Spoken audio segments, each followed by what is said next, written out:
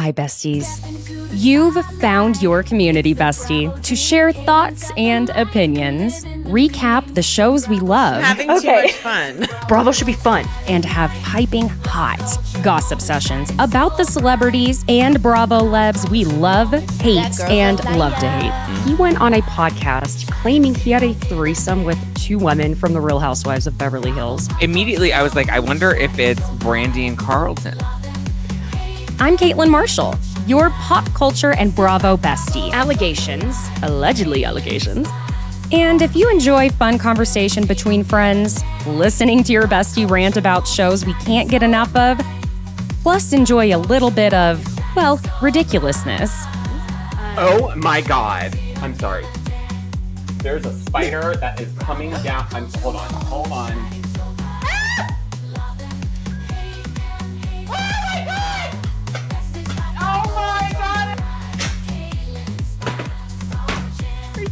It's like the Blair Witch Project.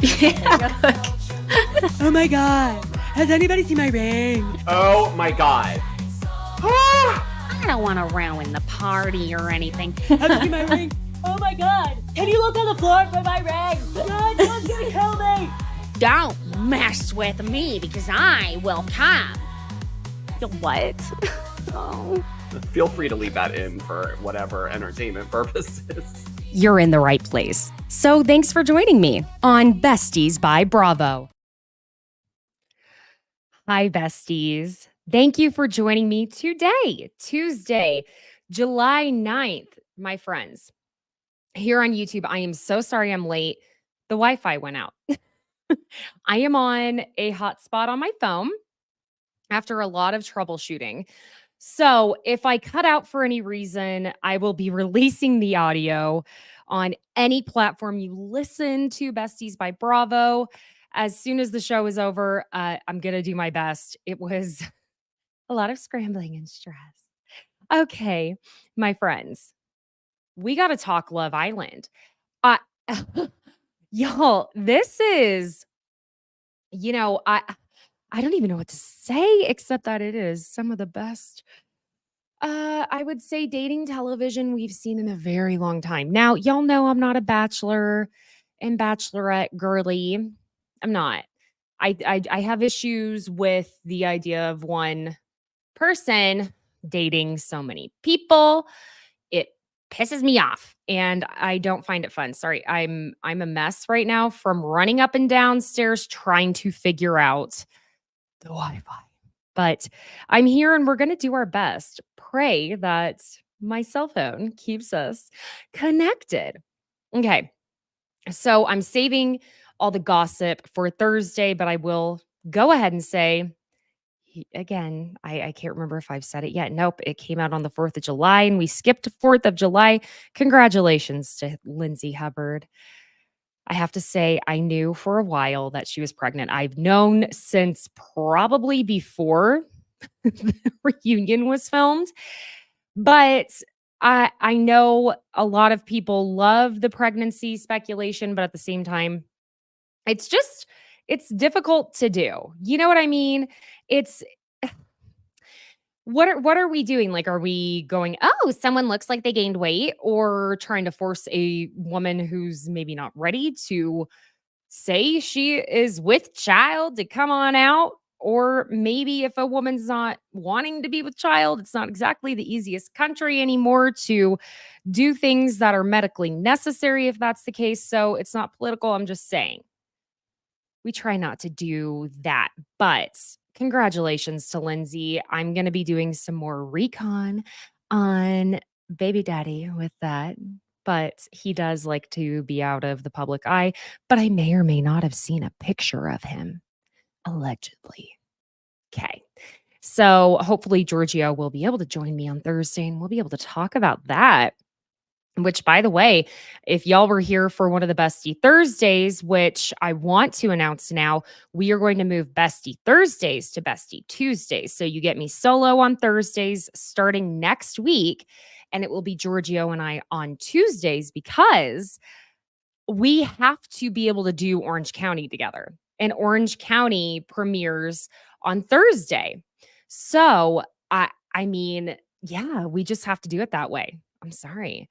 But if you were here for that episode where Giorgio was talking about Tulum with me, there may or may not be a couples trip where maybe, if all works out, Giorgio and I will get to do at least one episode together in person, where you get, as he refers to us, and now I do too, as Kathy Lee and Hoda in person doing our thing. We're working on it. That would be in October. So we'll see. Look at me already trying to plan a vacation so many months away. Get me out of here. Anyway, Love Island, my friends. I have to be so dead honest with you. I have been so incredibly resistant to Love Island USA because I am a faithful UKer. I don't know, something about it I love. I love that I have to watch with the subtitles on. I love figuring out the British slang. Crack on. Feeling scrambled eggs. Okay, I'll stop. Anyway, I have been very resistant to USA for many years now. Did the fact that Ariana is the new host entice me? Yes. But oh my God, is it coincidence that this is such a good freaking season? And I love that they threw in some Brits for us, even if we are mad at those British boys. We're not going to call them men. Okay. So, because I have not covered Love Island at all on here, and we are literally 26 episodes in. Yeah, you heard me. 26. I'm going to start by giving a synopsis of each person and my thoughts on them before we jump into basically an overall recap of the last 2 episodes. It's a new show for me, okay? All right. So again, Tuesdays are going to become the Bestie Tuesdays, and Thursdays are going to be gossip, Love Island, and New Jersey with just little old me. So be prepared for that. Okay. We're going to go through the cast here. We're going to start with the originals, and we're starting with the ladies because we're all about female empowerment here on Besties by Bravo. We love men, but these are also boys. Very clearly, if you've been keeping up. So let's start with Leah. Okay. Leah comes off as a rich girl from Calabasas because she's like from Calabasas. Okay. She's a college student. She's 24. Clearly loves toxicity. Okay. Starts out with Rob.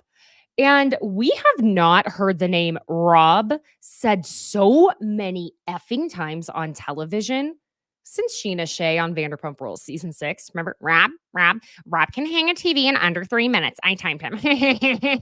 Rob. No, this is less about Rob and it's more of a Rob. Rob ends up giving Liv, who is an Aussie, our very first bombshell, the idea that he's interested. So she ends up coupling up with him, leaving Leah single. The way they were going behind Liv's back, though, honey, Leah clearly admits she loves the toxicity. And it says a lot about our girl, Leah. She's 100%. Now, y'all have heard me talk about this, attachment types. And if you don't know yours, and this is not sponsored, okay? Oh my God, my hair is nuts. I'm trying to keep myself together, like I said, after the running back and forth. But attachment types and attachment theory, there's a wonderful book on it called Attached. Like I said, that's not sponsored. That's just, I want everyone to be informed because it changed my world. Now, Leah is so fully an anxious attachment type because that particular part of her brain lights up when someone shows avoidant behavior. And it's really difficult for anxious attachments. I'm an anxious attachment. We love avoidance. Oh my God. We think that that's what love is. It's a problem. So exhibit A is when Connor, remember, we're going to get to him, but Connor, who is seemingly like a decent guy, except to Janae, even, he's clearly so interested in Leah, giving her all the signals of someone who wants to pursue getting to know her. She gets the ick immediately and she's like over it. Okay. So Leah also being a part of that decision to vote off Andrea, Rob's new girl, whenever she's a bombshell. I think the problem was Leah knew no matter what, that she would have gotten the blame for it. And, well, because of course she wanted Rob still. She still wants him. But keeping Nicole was obviously the right decision because she and Kendall now are the only real relationship in the villa and the only couple who both chose to stay together. Now, Leah went through Connor faster than Miguel can change his dirty ass white socks that he refuses to take off. Did y'all notice that? Oh my God. Sir, put them in the wash. Show your feet. I'm not going to make fun of your feet. It's a part of your body. The socks, disgusting. But she does end up coupling up with Miguel before Casa Amor. Okay, then we have Hannah. She's a bottle server and she's 26. I want y'all to see, hear, and feel this with me. She is essentially Tanya from White Lotus. Okay. Something she gives Tanya. All right. But she really fumbled the bag when it came to Kendall. They were both left at the beginning. Really, no one was wanting to pair up with them, which was kind of surprising because I found Kendall to be one of the better looking guys out of the group. I don't know what that says about me, but to be honest, I didn't feel like Kendall was ever really all that into Hannah. She did crack me up because she has a dad who's a personal trainer, but she doesn't work out ever. She has hyperhidrosis and piles on the makeup, which, excuse me, I love makeup, so we're not shaming anyone for makeup wearing here on Besties by Bravo. But I don't know how it stays on her face. If she's got maybe the hyperhidrosis is just like in her hands. I'm not sure.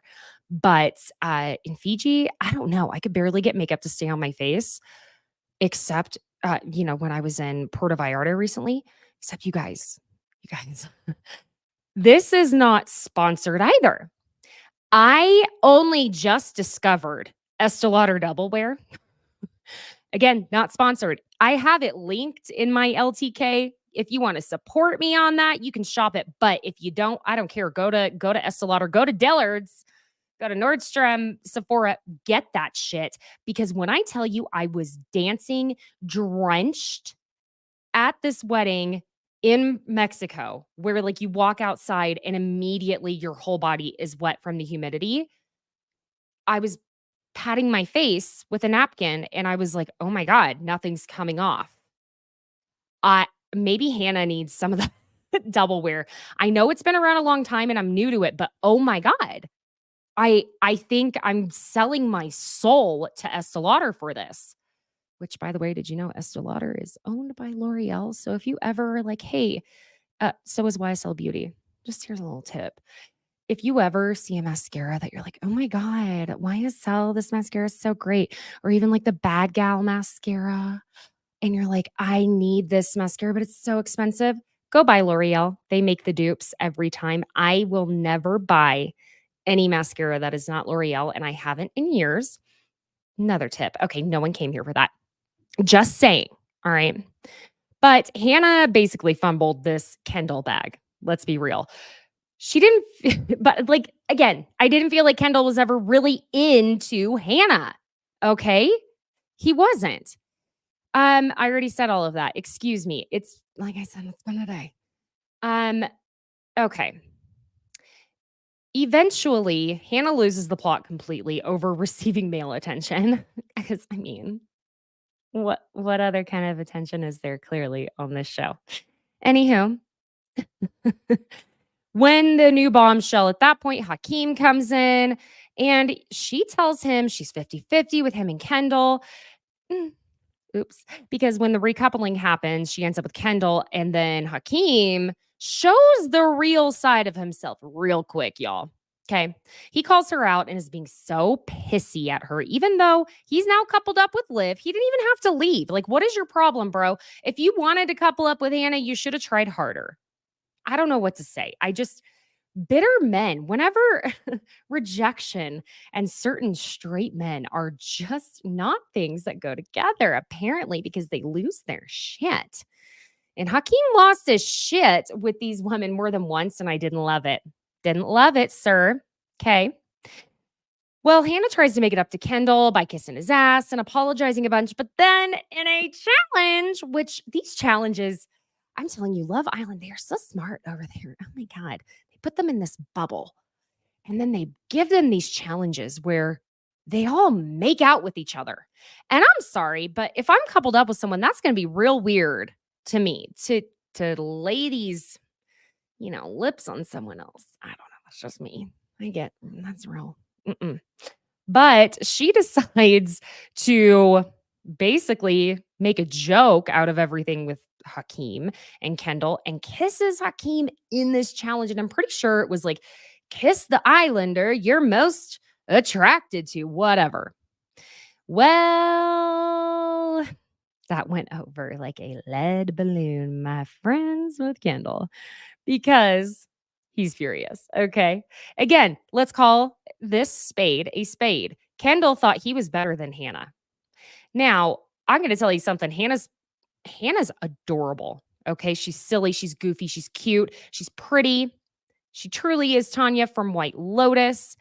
And she's got personality for days, while Kendall, I really liked him in the beginning. And so it's difficult now because I'm furious with him. Female rage. Here it comes. Get scared. I feel like they should have Hannah come over to Love Island UK as like a bombshell. I feel like she fits in that world better. And if she were on UK, I think she would have lasted longer. That's my thought. I liked Hannah. I thought she was cute and fun. Was she a bit of a dingbat? Yes, but some of our favorite people are. Okay. Eventually, Kendall couples up with Nicole, and Hannah's single when Miguel comes in. Miguel. Okay, we'll get to him. Miguel couples up with Liv and Hannah and then Hannah is dumped from the island. So then let's get to Janae. She is a day trader. She's 27. Protect this gorgeous, perfect woman at all costs. She just wants love and that's it. Poor girl. But she coupled up immediately with Coy. Remember, 6'8". Okay. Coy was giving her absolutely nothing except some height and face. Okay. Then Janae's like, I'm done. Okay. She couples up with our new bombshell, Connor. Connor's clearly blind, and it never seemed like he was actually into Janae, who is such a good and kind woman. She's just precious. Connor ends up screwing over Janae for Leah, and then Janae couples up with Kenny shortly before Casa Amor. Okay, let's get to Kaylor. Kaylor's a graduate college student. She's only 22. Let me be honest here. I did not love Kaylor in the beginning. No, I didn't at all. I thought she was going to be this like annoying party girl. But the way this cute little girl grew on me, that is my baby sister, y'all, and you will not tell me otherwise. Okay. She coupled up with Aaron immediately. They stayed open and she even kissed Connor, but she made it clear she didn't want Connor or anyone else. She only wanted Aaron. All right, then we've got Serena. She's a media planner. She's 24. Serena and Janae both went for Coy in the first coupling, as did Hannah. And she ended up with Kordell. Well, Serena had said in her interviews that she loves a short king. And I was like, oh my God, this is perfect. She and Kordell are matching in their lime hot little outfits night one. They're both from Houston. But that night, Serena did say to him she didn't pick him initially because she knew he was like her usual man that she would pick. So she was trying to stay away from that. But here's the thing. Serena's a slow burner. And let's also be honest about this. She was kind of playing games with Kordell, to be real. Constantly friend zoning him. Then she was saying she was interested. Then friend zoning. Then all of that. And I mean, y'all, that game where they were dancing between a wall where the other couldn't see that at the end of the song, they stayed standing there, or else they went over to this platform to show that they were open and had to go sit in a different spot. When Kordell was standing there and the wall parted and Serena wasn't there, you guys. Oh, that was hard. I hated that. But Serena eventually seems to have opened up completely to Kordell right before Casa. Okay, our first bombshell, who I'm basically lumping in with our original, girlies. It's Liv. She's a college student. She's 21. And let me just say this. I've had someone disagree with me, but I cannot get it out of my head. Liv is what happens if Emma Stone had been born Australian and was raised on like reality TV and surviving the insane animals and insects that are in Australia. I cannot see anything but Emma Stone when I look at Liv. Okay. Um, anyway, so Liv was another one that I think a lot of people were put off by at first. But Liv, let me just say, she is such a girl's girl and will have their backs in a way that every girl needs. That bestie who will shred a man to bits when he does her wrong. Now, remember, she started out with Rob, then she ended up coupling up with Hakeem. But Hakeem, sir, you gave her this list of improvements she needed to make. That gave me the ick. You just met her. You don't even know her. Okay. Ugh. No, sir. Okay. Oh my gosh. I am having the most insane technical difficulties today, my friends. It's like beyond. If you're hearing dinging, it's my computer being like, hey, I don't want to charge anymore. I don't know what's happening in the universe, but I need it to like chill the F out. Okay. So, oh, okay. I'm sorry. I'm seeing some strange comments here in the comment section. Okay. Interesting. Yeah, I think, I don't know, maybe this is spam. Excuse me. I'm a little confused. Someone saying we don't like Ariana when yes, we stan Ariana. Sorry, but they're like commenting back and forth to themselves. This is what kind of day I'm having. Don't worry, this is going to be edited out for the audio. I'm just trying to keep it together because I am recapping 26 episodes of a show. Here we go. Okay. Anywho. Yeah, there's definitely a bot in the chat. How that happened, I don't know. Okay. Yeah, you're right, Kelly. It's a bot. I have real people who like to listen and watch, I swear. Anywho. Okay. Hakeem gave this list to Liv, which, sir, like I said, you don't even know her.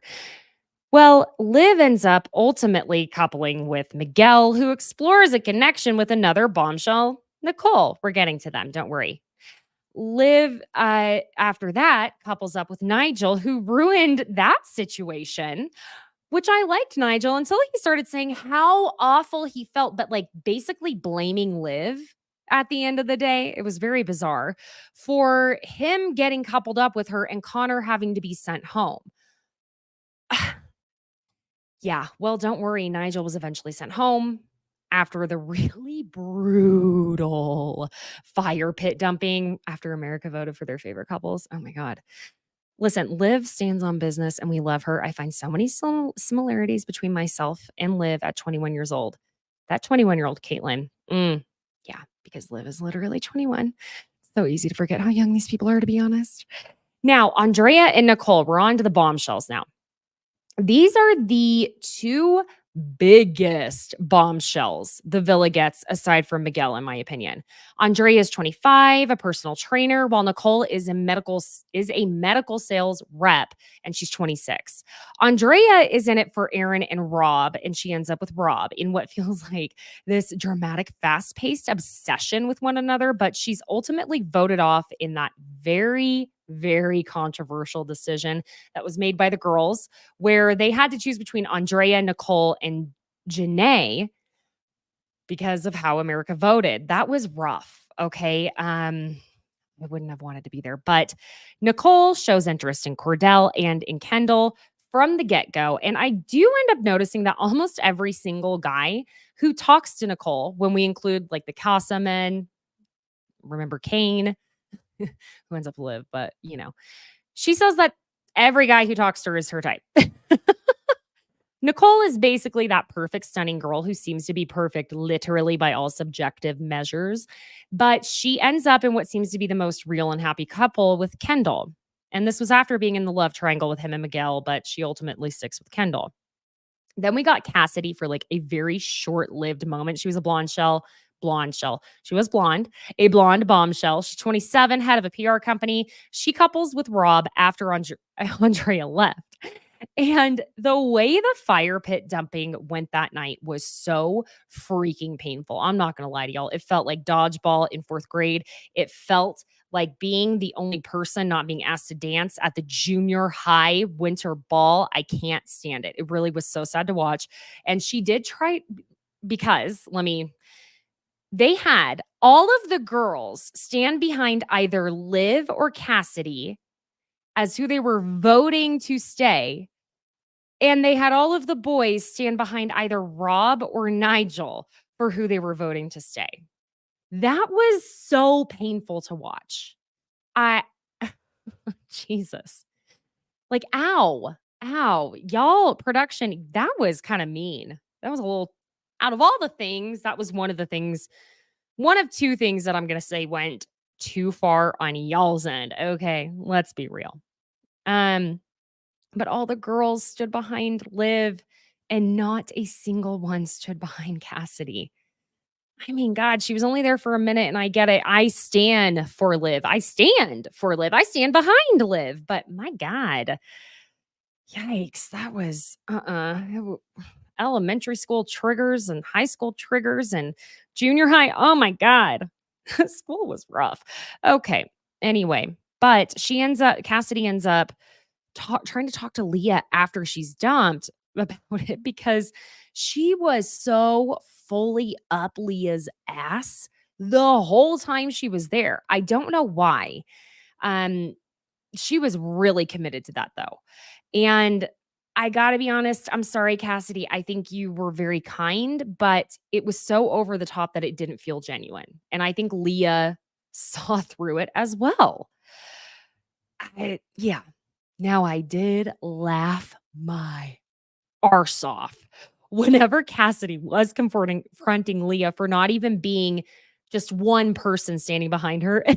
Leah says to her, literally, I'm wearing Liv's clothes right now. I mean, girl logic sometimes. You know what I'm saying? Okay, so the boys. Coy, he was the first guy dumped from the island. He was like 6'8", 28 years old. And I'm sorry to say, I don't even know what a school district unit director is, but he was the hot commodity that Hannah, Serena, and Janae all wanted. But he went with Janae and gave our girl nothing. And so he went bye-bye. Oh my God, Rob. Jesus Christ. Y'all. Rob is that guy who has literally gone up to any woman he wanted to hit on and just been like, hi, I'm Rob. I handle snakes for a living. Want to see my snake? I mean, dead-eyed, dead voice. What? No. Come on. I don't get the appeal. I don't even think he's all that attractive. No. I just don't get it.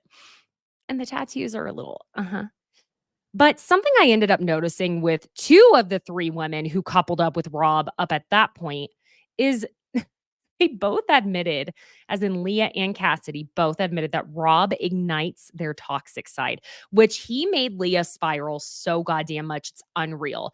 Trying to discover that Leah was the one behind Andrea's dumping when really do I think that Leah aided in that decision? Yes, of course, it was a decision between all the women. But to put it all on Leah was such bullshit. And then Liv fell for it too, because Rob, the men on this show know how to be very convincing to the point where even in these recent episodes, I was like, oh my God, but he's right. You were open. And I was like, God, Caitlin, these men even bring out your toxic side of accepting men's gaslighting. It's scary. Don't fall for it, ladies and gentlemen, too. So from the beginning, Rob gave me red flag vibes everywhere. Let's just start with the fact that he handles snakes for a living. Sirs, ma'ams, and thems. You need to question someone who is obsessed with snakes. Snakes. And the overalls with no shirt. No, it's not a look, babes. Nope. I'm from Oklahoma, honey. That is not something I'm unaccustomed to. No, we don't do, no, not cute. And then with like the Birkenstocks, sir, put your feet away, put a shirt on, and stop it. But when Rob was coupled up with Leah, he clearly, I already said all of that. Oh my God. Yeah. Okay. So when he was coupled up with Liv, giving her our first bombshell, the signs to go ahead with him, to choose him, going behind Leah's back again, snake. I'm not behind Leah's back, behind Liv's back with Leah. Snake, snake. Then we get, the whole Andre and Nicole, and Rob pulls the bullshit on Leah, saying, "Oh, my head's not going to turn. I'm sticking with you." But then he makes out with Andrea on the date, and he thought he was being very mature, being like, "Y'all don't tell anyone back at the villa. Let me be the one to tell." And then he gets all emotional and angry with Leah for being upset, being like, "But what about my feelings?" Rob, no one cares about your feelings. I'm sorry. Was that mean? Oh, well. Anywho, he and Andrea were literally obsessed with each other, and gotta love that conversation when she was voted off, and God bless her. You would have thought someone told her her grandmother died. The sobbing. Oh my God, baby girl. Anywho, that conversation when he was like, "No, I'm going to leave with you. I'm going to leave with you, Andre. There's no point in me being here. But you know what? Maybe I should stay." And she's like, "But I'm not going to have you resent me and tell you by telling you what to do." And he stays. Who actually believed Rob was going to leave? Which, remember, I did not watch last season of Love Island USA, but he was in Casa Amor. So he knows if he wants to get those influencer checks, because I highly doubt snake handling pays that much, does it? I don't know. I don't handle that many snakes. But the way she was sobbing, being voted off, I have to be honest, it was giving completely, how am I going to be an influencer now if I don't stay for at least 12 episodes? I'm so mad. That's all it was giving me. But eventually, Rob gets over it very quickly, as in eventually. He pairs up with Cassidy. Then he's single before Casa and ultimately goes to chat up with Liv right before Casa, but that was short-lived. I feel like he and Liv are actually a perfect match.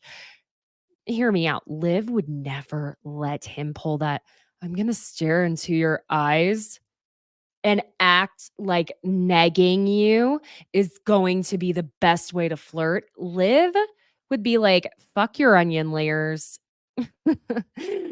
I'm gonna kill you first." I don't know what's wrong with me. Maybe I'm toxic that I stand the two of them, but I feel like Aaron actually put this the best way possible, that it's like seeing two friends who seem to kind of hate each other, but then you see that shift happen from hate to a little bit of lust, and then basically it becomes love. Now, Aaron. Aaron. He's the Brit or the UKer who is 26 and a deckhand, who mark my words, I fully believe he's going to be on below deck after this. Fully believe it, and it wouldn't upset me. He was on Traders UK, and he won that as a faithful. Now, we already know about him and Kaylor being together from the jump, and he did explore with Andrea, but we know how that went. Didn't happen. Aaron is very emotional over his best friendship with Rob, and literally it seems like the only reason Rob didn't totally say, "All right, screw it, I'm leaving with Andrea," when he was voted off, is because Aaron cried and was like, "I need you to stay for me." Bro, I don't want to be selfish, but I mean, for me. Okay, that's a bromance. That it's okay to have bromances. I love it. Now, Kendall. Kendall started out, maybe it started out strong-ish, then went down some for me, the way I felt like he was playing Hannah to stay in the villa, which fine, do what you got to do. But then he grew on me again, and then he has lost me so fucking completely because he is such a Tom effing Schwartz. It's unreal. And y'all know how I feel about Schwartzy. Anywho, Kendall's 27 and a territory manager for medical device sales. It is ironic how closely related he and Nicole's jobs are.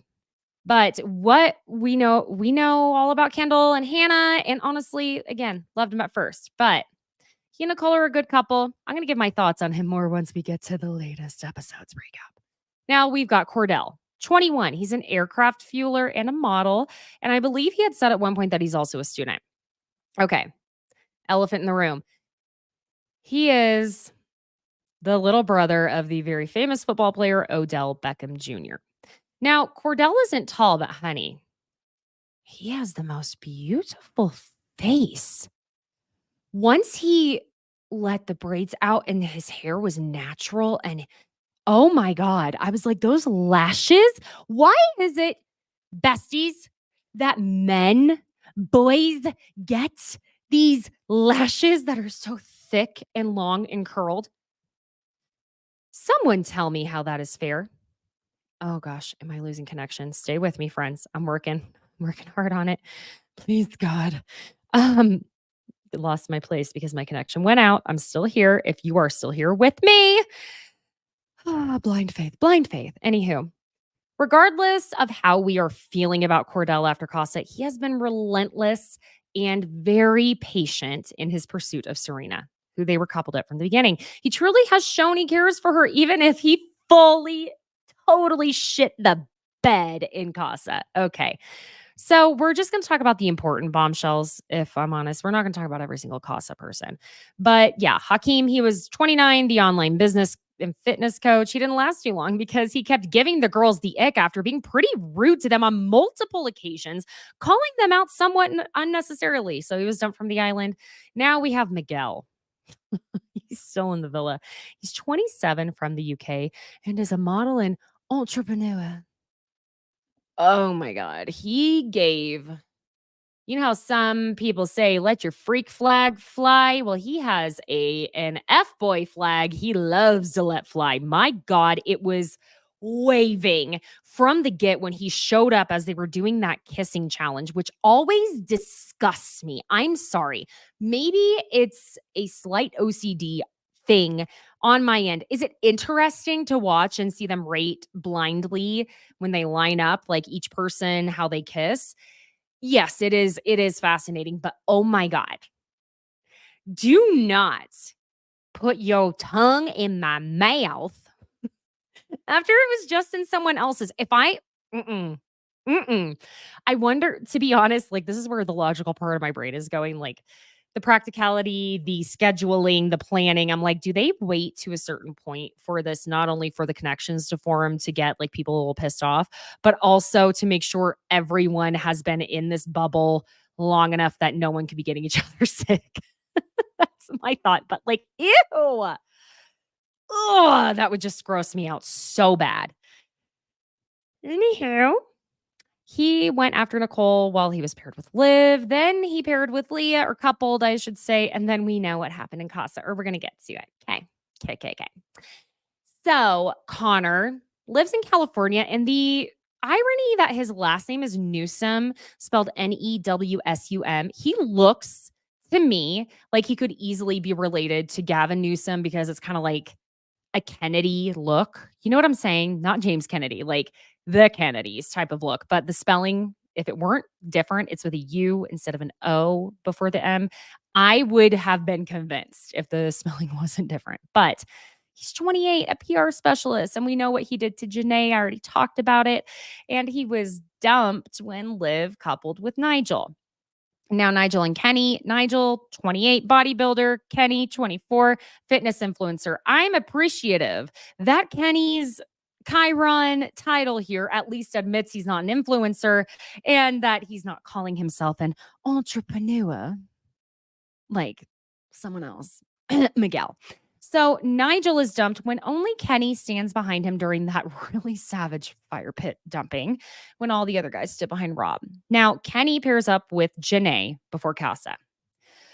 Took me almost 40 minutes to get through it, but okay, my friends. it's time to do an overall recap of the last 2 episodes. And I just have to give a shout out to anyone who is covering every episode of Love Island. You content creators, podcasters are amazing. I don't know how you're doing it. There's so much happening all the time. And it is a social psychology experiment. And my brain is constantly worrying the whole time. But I'm fascinated that you're able to do it. I'm doing my best here. But all right. If you have been watching Love Island UK like I have, you know when it's time for Casa Amor, you know, you get the boys or the girls, Casa, Casa. They're thrilled when Casa Amor happens, right? Especially for people who haven't had good luck with couplings and pairings and connections, whatever all the words are, which by the way, yeah, okay, never mind. Never mind. I'm getting ahead of myself. Now, the boys were given a choice here on Love Island USA whether to go to Casa or stay. And this is what kind of kills me. I genuinely believe, at the very least, if one singular guy stayed, Kordell would have stayed. He would have. But Kordell, baby doll, I'm very angry with you. But we all make mistakes, even multiple ones.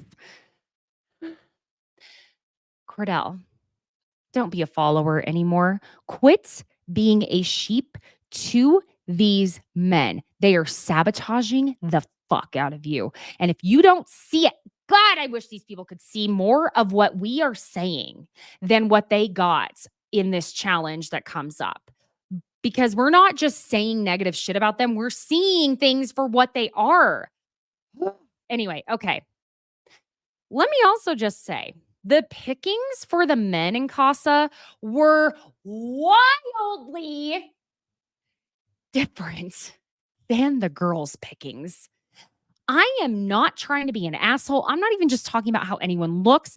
I am just stating a mother effing fact. Okay? If you think that it was even remotely comparable what the girls got versus what the boys got, you are out of your freaking mind. Okay? I don't even, that was not fair and it was bullshit. And production, you should have given the girls at least a little bit more temptation. That was not cool. I know they were saving some of these bombshells, but really? Anyway, the girls chosen for Casa were clearly chosen because they made it clear from the get that they were in this to steal some men, but really they were there to steal some boys. The challenges were so goddamn raunchy. And listen, y'all, I am no prude, but like I fully understand that production did these challenges like where they are, you know, making out and they're on top of each other. I know they're doing these challenges to get, you know, the Islanders and the Casa people to break the ice and get things moving because they're only in there for 4 days. But wow, y'all, I couldn't even watch that episode when I was walking on the treadmill in the gym. I was like, oh my God, I'm going to get judged. Oh, that's bad. Okay. Now, let me just, it looked like an orgy. Okay. So let me start with this. God bless this Catherine girl. Okay. Didn't even, that tweet that someone said in the upcoming challenge where they were like, I didn't even remember Catherine until she went in for that kiss with Kenny. And Kenny, oh, is he a cute guy? Yeah, he is. He's cute. Is he hot? No, but he's very cute. You know the difference. Kenny is definitely giving, if he were a spice for cooking, he would probably be flour. There's not much happening there. There's not even inflection in his tone. There's nothing. And I'm like, what are you girls are fighting over someone with tall privilege. He never had to develop a personality. And that's what's like, y'all, come on. Just because a man is tall does not mean he is a catch. God. I mean, what's his height? Can he still pick you up? Okay, then you're good. Wear your heels and call it a day. Height is not everything. Anywho, that kiss between Catherine and Kenny. No. It turned me off more than maybe seeing my grandparents kiss. That was, and it's not because they're both unattractive or something like that. I don't know how to explain it. I have misophonia and I can't stand to hear people making out. I'm not going to make the sounds because maybe I have issues. Not maybe, I do. Anywho, Kenny was in this love triangle with Catherine and another girl, Sydney. And this cracked me up because she is the only person actually listed as being unemployed. And you know what? I love the honesty. Keep it real. You know what I'm saying? Let's talk about Aaron in Casa. After this connection he's had with Kaylor, where he's been afraid to even say love, he couldn't say, I love that about you. He had to be like, I love this about you. Okay, what are we, 12 fucking years old? My God. Anyway, he and Kaylor have this really cute connection, and it's very best friend like. She even calls him her best friend, and she adores him, and he adores her. But Kaylor, baby girl, you know who your best friend in that house is? It's Liv, not Aaron. Stop believing Aaron is your bestie. Because he's not. Anywho, okay. This was a bit heart-wrenching knowing that our baby sister, KK, is going to be absolutely crushed. Aaron immediately took to Daniela, who is absolutely gorgeous and has this almost precious type of little girl face. I don't know. Maybe it's just that I'm getting so old that I can see her as like a sweet little 5-year-old in that face. She's very adorable. They bond over the fact that Aaron grew up in Spain. She speaks Spanish because she's Latina. And they bond further over her expressing that her mother passed away when she was only 10 years old. And Aaron starts saying to her that he, quote unquote, the full word, loves this and that about her after he and Kaylor had just been talking about falling for each other. And he couldn't even say to Kaylor, I love XYZ about you. He had to say, I love this about you. Sir, grow up. You're over 25. That cortex thing is frontal lobe. God damn it. Anyway, yes, let me just say this. I think it does lend to the idea that he was feeling so much more with Kaylor, so it was scarier for him to actually verbalize the L word. But it almost felt like he was practicing saying these things to Kaylor on Daniela, just like he was practicing that cutesy little pinky promise with a kiss handshake with Daniela in Casa. Now, the moment of him sitting with Daniela while she has her legs over his and he's biting her arm, rubbing her feet, then tells her in Spanish, as if there wouldn't be subtitles, Aaron, or someone to translate somewhere, which we will get later, that he wants to kiss her but doesn't want to hurt anyone else. Then he effing goes for it while Kendall and Rob cheer him on. Let me tell y'all something. Kendall really is a bros before hoes type of dude, and I literally can't stand that.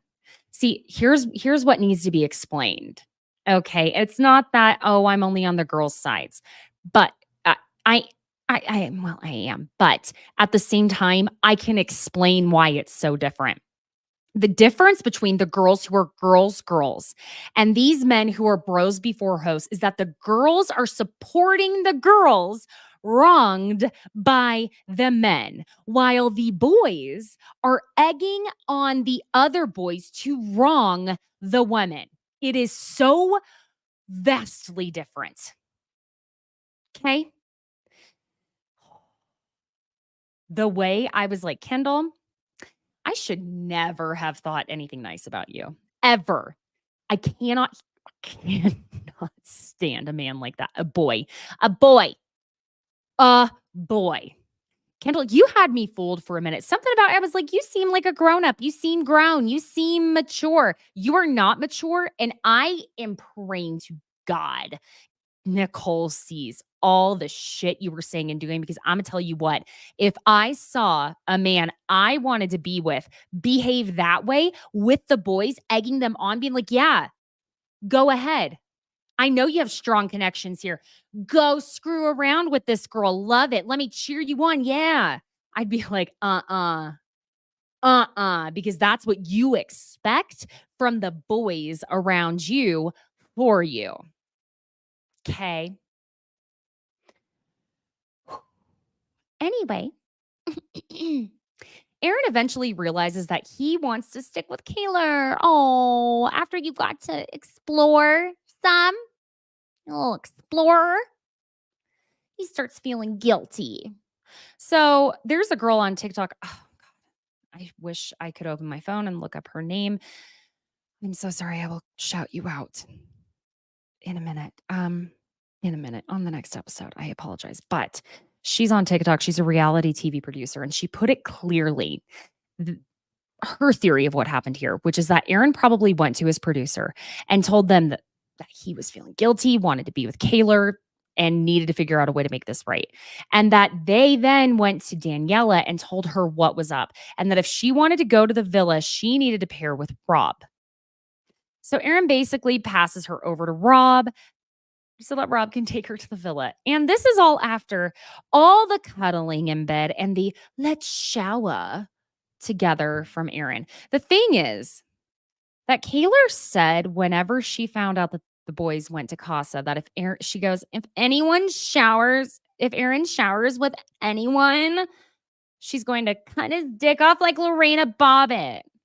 I think personally showering is code for sex, but there are cameras in the shower, except for the block that literally just covers the naughty bits. So I don't know. But it's been brought up multiple times how they have showered together. So I don't know. Okay. Now, friends, let me take a short moment here to tell you, if you want shout outs, you got to join the chat. And I see Kelly is just chatting it up. Hi, Kelly. Friends, join the conversation. Okay. I know I started late today, but I'm doing my best. We still have a lot of show to go. Are you ready? Not to quote Taylor Swift, but are you ready for it? Kordell and Casa. Besties, I found it so suspicious that, is it Daia? Daia was so dead set on Kordell the way she was. I swear to God, I was talking to no one because I don't have a person that I can sit next to 9/10 of the time when I'm watching this to talk to about it. But I was talking to, the room saying, I trust her zero. Of course you want to go after Kordell. First of all, Kordell is gorgeous. Okay. Wow. They really named their sons Odell and Kordell. Okay. That works. But anywho, any thirsty ass girl who thinks that she's going to get to a man by way of his little brother, that is scumbag behavior. Now, we haven't had that confirmed that that's what she's doing, but it was suspicious, to say the least. Now, again, this is not because I didn't think Kordell was not worth being set on, but I got a weird vibe from her. I did. Kordell shocked the shit out of me. How he got so physical with her so fast after he professed up and down he was not going to be kissing anybody. He was going to be respectful of Serena, all of it. Ooh, who was the first one to make out outside of a challenge? Kordell. But y'all, she was laying it on thick, honey. Thick. And there was some heavy petting under the covers and lots of PDA that ended up in that video that was sent to the girls. Now, Miguel, we knew that fuckboy was going to sprint into Casa with his pants barely zipped up. And that is what happened. He paired up with Sierra, who is stunning. Stunning. She's a model, and he did bring her back to the villa. Now, let me rag on Kendall for a minute here longer, because let's hold men responsible. Let's do it. I've already said how his Casa behavior was such a major ick, but I'm telling you, I think it's also something that I would genuinely find to be a huge, blaring neon red flag if I were Nicole. Why were you egging the guys this way? Why were you egging them on? What were you gaining, Kendall? Is it that you want it to be you and Nicole in the end so you can get a check? What is it? Because my trust with you isn't just 0, it is negative 1,000. You are so full of shit.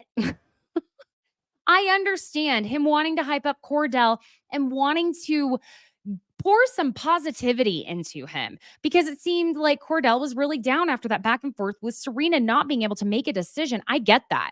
And I get wanting to see your friend happy. I get wanting him to have someone choose him. Pick me. Choose me. Okay? Yes. But what is so difficult about thinking that maybe it would have been wise to see your friend going, this girl is my end game, even if she's been difficult to get. This girl hasn't been easy to get.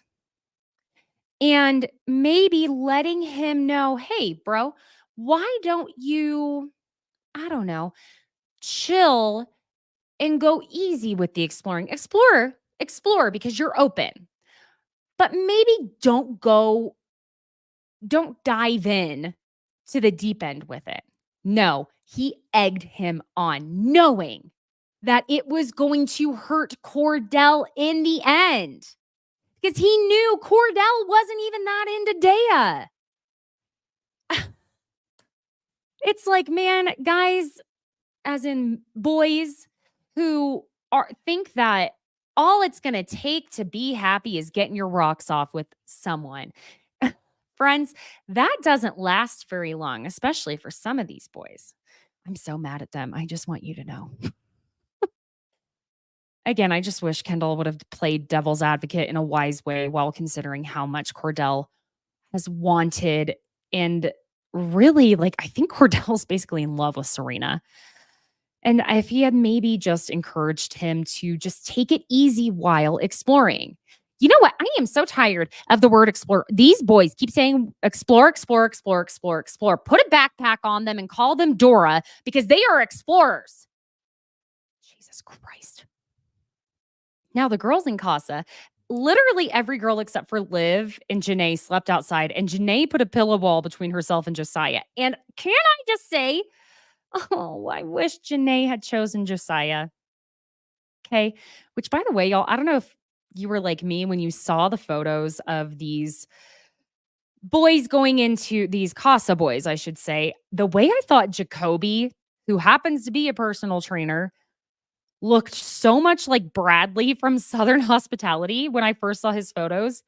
They've got like the same head shape, the same it's like all proportion the same. They don't totally look like once you see them both on screen, but there was a photo where I was like, oh my God, is that Body by Brad? Okay. Janae was between Josiah, Jacoby, and Kenny, who was out at Casa having a good old time. Again, I wish she'd gone with Josiah, who was at least 25 years old and is a software engineer, and he was just kind of calming, present, but, he was playful with her. I liked him. But Liv got on with Kane, who is British. I was glad for her to find someone she was enjoying. Now, Kane's tattoos. Sir, what is happening? The symbols, the red symbols going down his chin and throat. Is it supposed to look like he's bleeding from the mouth? I don't know. I know he can't change that in under 3 minutes. It's not nice to say, but oh my God. Maybe you could put makeup over it. It's not a cute look. It freaks me out. Now, here's the thing, though. I don't even think she lives all that into Kane because when she was on AfterSun from the villa and they played Snog, Marry, Dump, she didn't even mention Kane. I think who did she say Snog? I know she said like marry Kenny or I don't marry Rob, Snog Kenny, Dump. I can't remember who, but I don't know. I think Kane's going to be gone soon. Now, when the girls get the video of Kordell and Aaron, apparently Casa Amor is not that far from the villa because Kaylor could literally be heard screaming, "Fuck Casa!" at the top of her lungs. And that's apparently the exact moment that Aaron's demeanor changed when he was in Casa Amor. It was like he knew in that exact moment because he could hear it. And Kaylor is so fully heartbroken by and just torn apart by this video. Don't blame her, okay? And Serena is too, but she's really going to keep her strong bad bitch vibe going. And Kaylor is full-blown sobbing. And it, like, honestly, it brings me back to being a 21-year-old getting my heart ripped out. Just want to bundle her up in a hug. Because I also think we know she's going to be taking Aaron back. So Kaylor and Serena still sleep outside after this. And this poor guy, Jalen, the next day is trying so hard to lay on thick with Kaylor. And she was like, "No, you can't kiss me." But the way I was absolutely dying at Liv and Nicole rolling across the ground in their bikinis to spy on Kaylor and Jalen and Soul Ties, I was like, oh my God, that is absolutely something I would do without a freaking doubt. I know my friend Lindsay and I would be doing that type of shit. Oh my God. We would be rolling around. Shh. No way. No way. We would never get caught. We're sneaky. So Aaron has his talk in Casa with Daniela, and Aaron cuts it off with her, and it doesn't even seem like she's all that upset. So Aaron plants the seed for her, and Rob. Rob is literally dry toast, so I don't know how anyone could fall for him that fast, but okay. But we know now that he's going to be taking her back to the villa. Now the recoupling time. As the only single girl, hey, Liv, girl, couple up with Kane. Then Serena, I'm out of order here, excuse me. Leah looked shocked as hell when Miguel walked in with Sierra, even though she knew, girl, you knew that player was going to play and bring a female back. Give me a break, okay? Now, when Janae saw Kenny come in with Catherine, oh, baby girl, she was ready to quit. No, Janae. No. I think you are someone who should be the bachelorette if we see you go anywhere, okay? You are just stunning. She was just so tired of taking all these L's, feeling stupid, all of that. Now, Serena and Kordell's confrontation. I want to tell y'all, that's what it means to stand in business. Kaylor did her best too. All right. And Ariana was there for this dumping. And oh man, the way Aaron had the nerve to walk in back to the villa like a champ. Oh, let's go. I'm going to say I was very proud of Kaylor choosing to remain single. I'm really glad she also called out Kendall, who truly has hit my shit list. And let me tell y'all, friends, the way Ariana was looking at Kendall, she was like, Tom Schwartz. And when Aaron tried to go sit next to Kaylor and Ariana, literally the second Aaron walks off from being beside her and Ariana keeps a very neutral face, she fully rolls her eyes at him and he tries to sit next to Kaylor and she's like, how about you swap seats? Then when Rob walks in last with Daniela, sweet, precious baby girl Kaylor claps excited for him until the girls are like, do you know who that is he's with? Do you see that? Do you see who that is? And the way her little face fell, oh my God.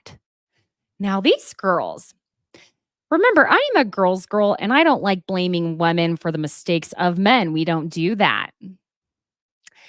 But when I say The way Daniela's, you heard me, little bitch ass walked over to the boys at the end of that recoupling going, oh my God, are they always that mean? Oh, they're so mean. Bitch. You have got to be kidding me. Mm. Mm. Ooh. I was like, murder, 6-foot hole in the backyard for the men and Daniela. Now the gaslighting on the boys' end. Ooh, child. Okay, so Kayla and Aaron. When Kayla's like, so you only pecked her like a few times outside of challenges, and he confirms that that's the quote unquote truth. Sir. She's clearly going to let him back in. My God. Kayla is so sweet, then wanting to go introduce herself to the new Casa girls.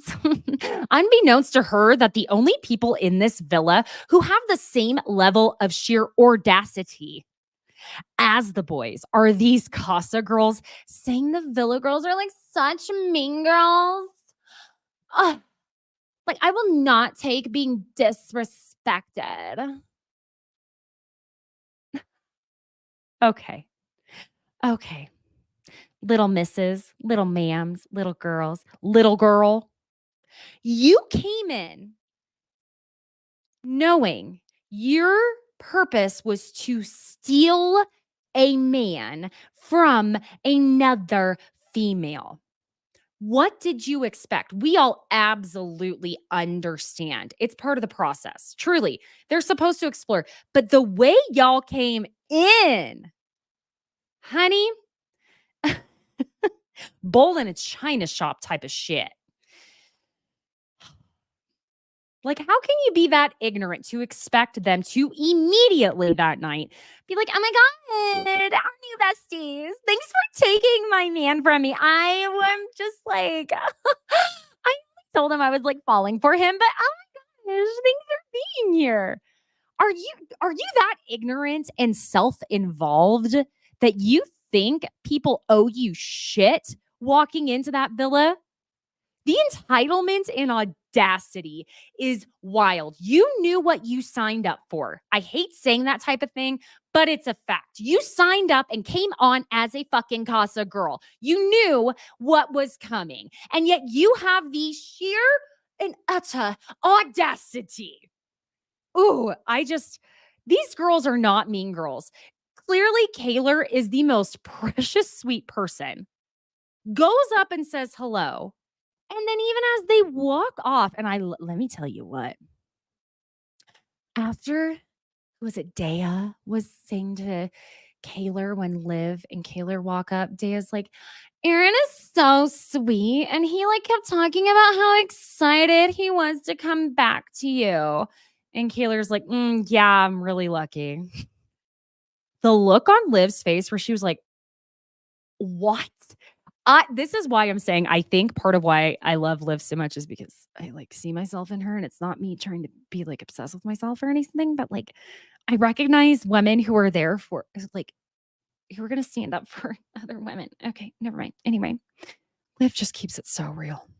Anyway, Kenny eventually starts crying over the fact that he disrespected Janae and all of this. Oh.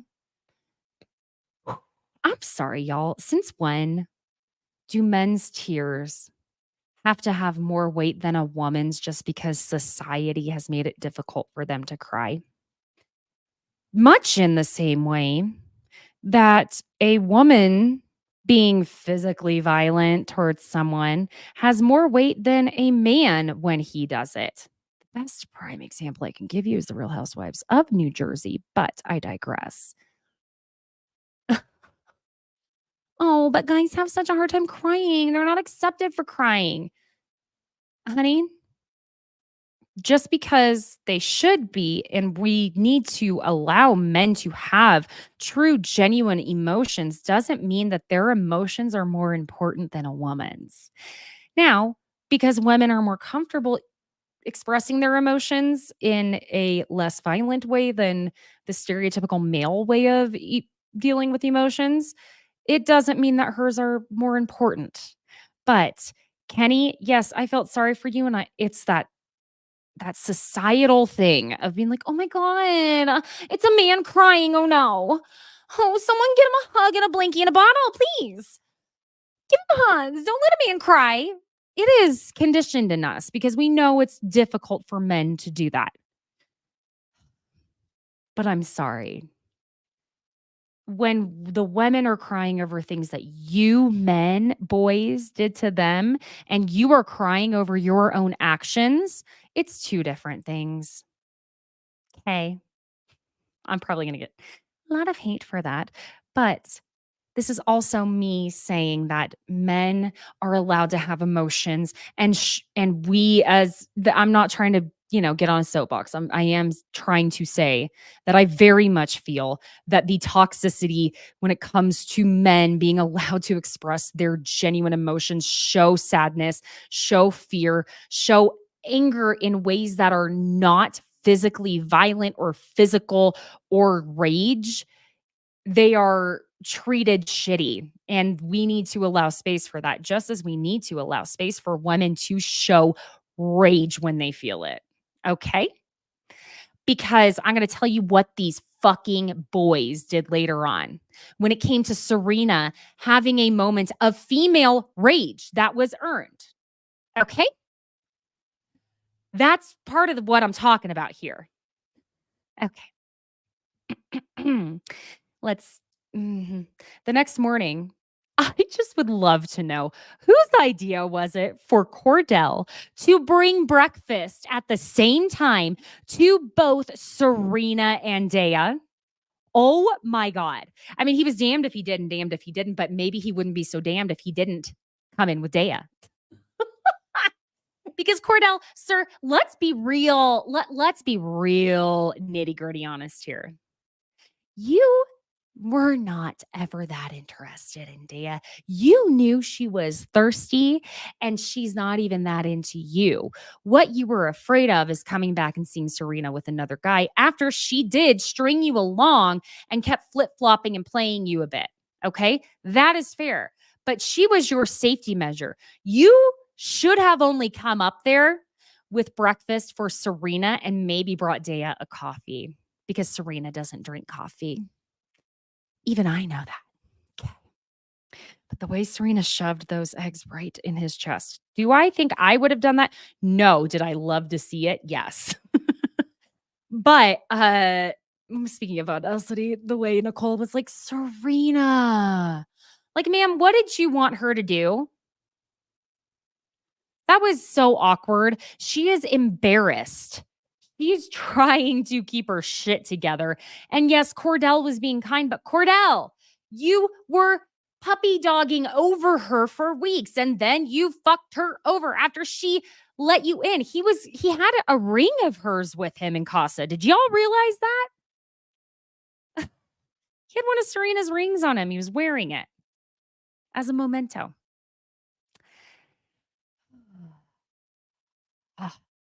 It's just very frustrating because it's clear Serena is so hurt, angry. She feels like she looks stupid. And I can tell you what, I don't think Serena could give a rat's ass who Kordell's brother is. Because, yeah, okay. Anyway, Janae, as Kordell and Rob are leaving from bringing breakfast, she's like, good morning, Kordell. And after he leaves, I'm sorry, this was so funny. Leah goes, Janae, good morning, Kordell is crazy. And Janae's like, he's trying, and I support that. No, baby, no. So Sierra at this point is super pissed at Miguel because he's not making her breakfast, and it's becoming clear Miguel is into nobody but Miguel. The way these boys are sweet-talking these girls and trying to get them on their side is just... Okay.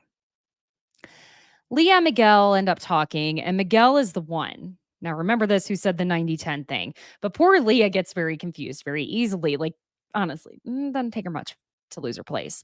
But she tells Serena about it.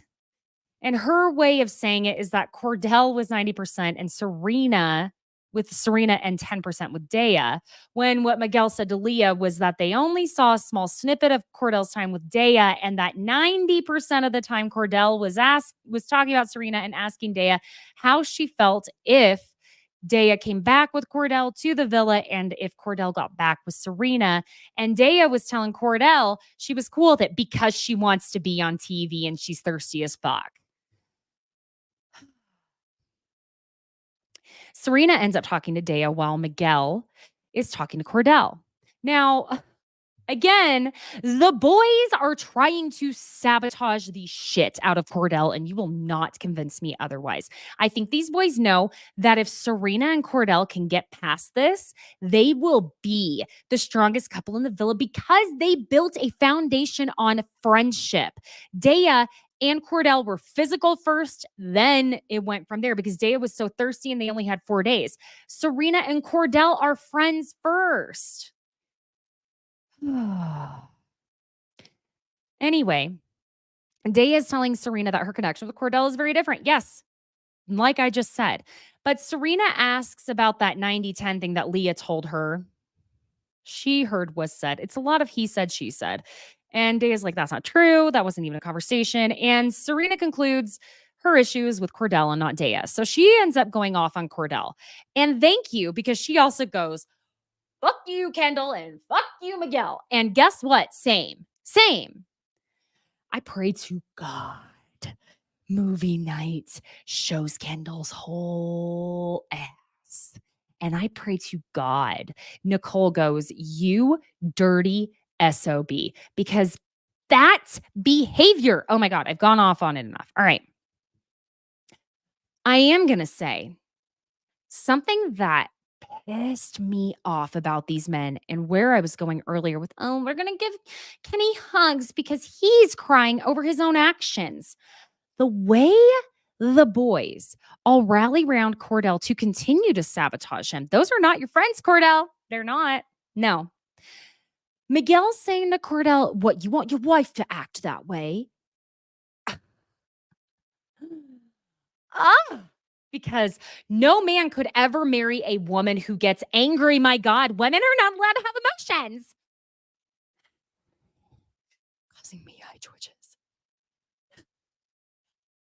And the way Kendall was speaking on Serena's takedown of them, you will also not convince me otherwise that Kendall was trying to paint Serena as an angry Black woman, when in fact she was a Black woman who had every right to be angry.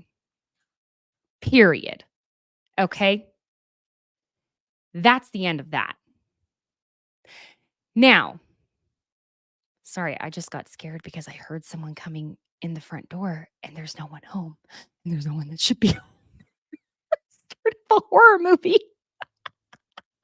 I swear to God. No one should be coming in the house. Okay. Send your prayers and thoughts. Anywho, yeah. These boys can shut the fuck up because, like I said, Kendall, you're trying to paint Serena as an angry Black woman when she, again, is a Black woman who happens to have an emotion going through her, and she's allowed to be angry if she feels angry. We got to stop with that shit. Would you have been painting one of the white women the same way if they went off on one of the men? I didn't hear you say shit about Kaylor getting angry and going off because Serena comes out with a stronger presence. Kaylor is just not the same personality. Kaylor still is screaming at Aaron some of this time. She was screaming loud enough that she could be heard from Casa Amor. Yet I don't hear you talking that much shit on Kaylor about her behavior. Sorry, y'all. Lost my train of thought when it sounded like I said someone was coming into the house that no one should be coming in. Okay, we're okay. I have a comb here that I could stab someone in a bobby pin. Shove it up their nose? I don't know. It's a real weird day, guys. I don't know what's going on anymore. Janae? I'm sorry. Yeah. So Serena essentially ends up saying to Kordell after they have that talk, where he tries to like get her on his side. He's like, Rena, give me a hug. And she's like, I'll give you a handshake. She's like, if you made such a great connection that quick, then go for it. Crack the fuck on. Now I may be out of order because of, an intruder coming in. Kordell ends up going off on Leah, though, who is confused as hell about what was actually said. The 90-10, 90-10, 90-10, 10-90. They apologize to each other and everyone agrees they need to just shut the fuck up. Now, Janae apologizes to Kenny for not considering his feelings. Again, love how the men's feelings are so much more important than the women's feelings on this show, to the point where she is apologizing to him. Oh, honestly, like Janae apologizing to Kenny was like, it was like apologizing to a door handle after your belt loop gets caught in it. One, it's not your fault. Two, it's just annoying as fuck that it happened. This challenge where it's the social media hot takes. Listen, y'all, I guessed all but maybe two correctly at the time, and I was so proud of myself. But the part of calling Liv a mean girl, that was such bullshit. I hate that people are hating on a female who is not afraid to stand up to the boys. And then the part, I felt so justified. Sorry, but I did. About Daia maybe being all up in OBJ, as in Odell Beckham Jr.'s DMs, etc. Daia gave herself away immediately. The way she started freaking the hell out.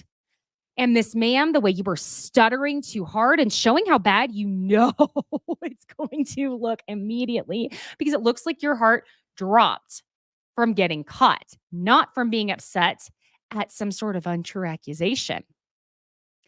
And the way she got so emotional, y'all, come on.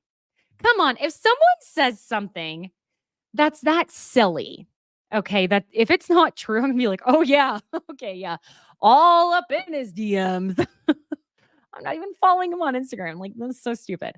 But if I am actually concerned that I did do something, I'd be like, oh my God, I would never do it. No, you're not. No, Daia, I trust you zero, and I'm very annoyed and concerned that Serena was trusting, but okay. Now, the part where they were like, Kayla is going to be upset when she sees everything with Aaron. And the way Daniela like covered her face, bitch. Now, also, did you notice how Kayla fell leaving the challenge on her way out? And Aaron did F all to help her up and only laughed at her, while Rob and whoever else had to help her up. The way he may as well have pushed me the way I would have been pissed. Now, afterward, when Daia, I'm sorry, I keep wanting to call her Daia. I hear it's Daia. When Daia is talking to Kordell, she gives this weird ass story that, oh, my ex went to dinner with your brother and I didn't even know who Odell Beckham Jr. was. And I saw him, he told me, and he posted a photo, and I commented like on my ex's photo, like not even on Odell's Instagram. I didn't even know who he was.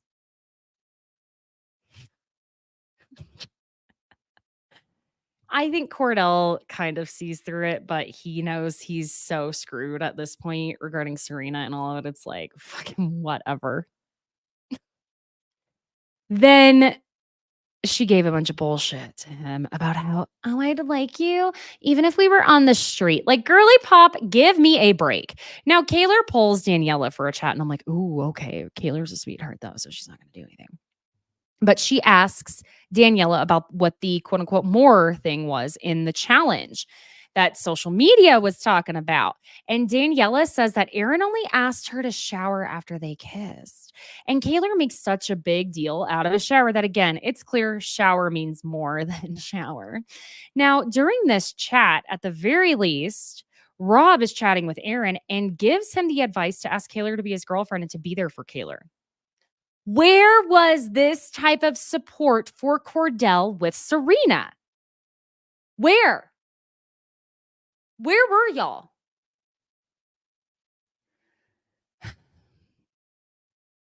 Now, Kaylor finally ends up going off on Aaron after she'd been saying she trusts him, that he's such a good guy.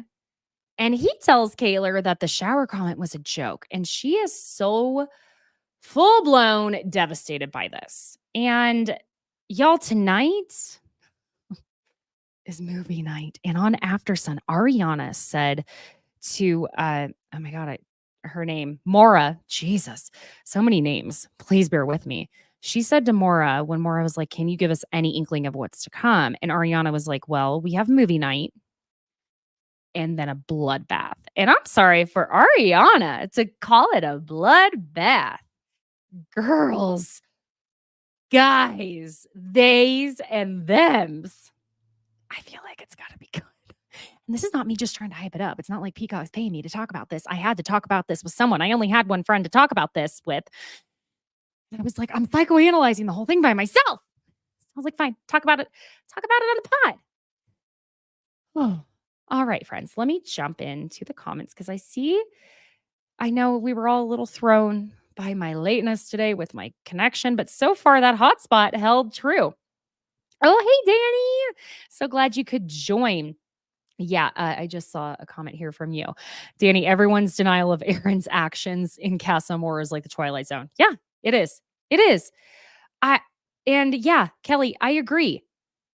Sorry, it's not letting me hit it. Okay. Like, Kelly said, right. Like, were the Casa girls really expecting the red carpet treatment? Truly, though. What were y'all expecting? You knew what you came in here for. Hey, Candy. Thank you. Yes, please hit the like button and subscribe, my friends here. Ignore the random. I'm going to try and get rid of the bot that entered the chat. Like, what the hell was that, y'all? Very bizarre. But besties, whether you are watching here on YouTube or if you are one of the ones listening to audio, please subscribe to the YouTube channel. Leave a 5-star review wherever it is you are listening to Besties by Bravo. And even though this is a Love Island episode, we're going to do more than just Bravo sometimes. Okay.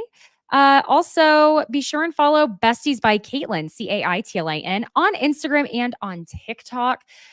Please go ahead and check out the full links in the descriptions, the show notes. I have the Pop Culture Besties merch shop that y'all, it's been kind of exploding lately with all the designs I've come up with myself. Every single one of them is something I conceptualized and made between drawing it digitally myself, Photoshop, doing Illustrator, all the things. It is all my stuff. So check that out. It's on Etsy. You can click the link there. I feel like I'm forgetting something because not podcasting one day last week threw me off.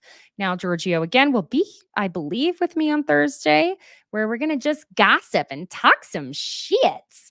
But he will be joining me on Tuesdays now because we have Orange County coming on Thursday. It's an intense opening episode, my friends. I think we've all seen a little bit of it, but yeah. Friends. All right, besties.